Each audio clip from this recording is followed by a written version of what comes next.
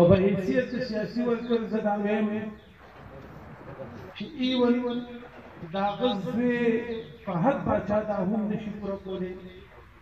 دا غرور هم دا نشي پوره کولی. خو دا یقین ساتو چې د دې خاندان په یو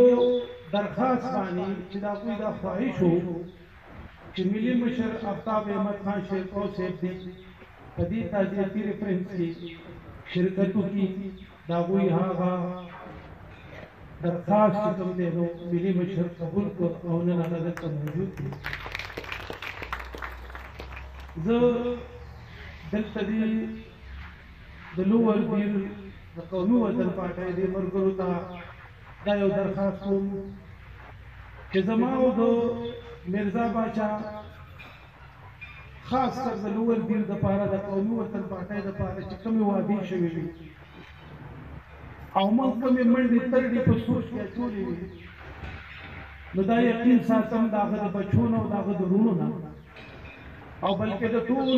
قومي وطن پارټۍ دلته د تنظیم نه چې د هغه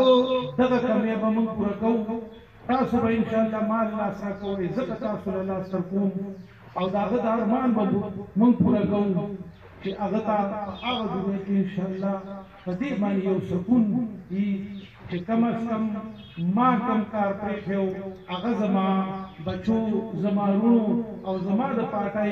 چې کوم ملګري او تنظیم و هغه هغوی سرته ورسوو. دا زما یقین دی انشاءالله. په اخره کې زه میرزا باچا ته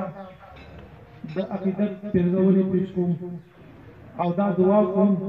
چې الله تعالی دې هغه په هغه دنیا باندې ښایسته کړي، جنتونه دې نصیب شي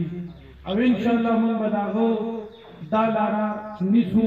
او موږ به د هغه د ارمان پوره کوو سره د هغه خاندانه سره د قومي وطن پارټۍ د ټولو ملګرو سره. ډېره مننه.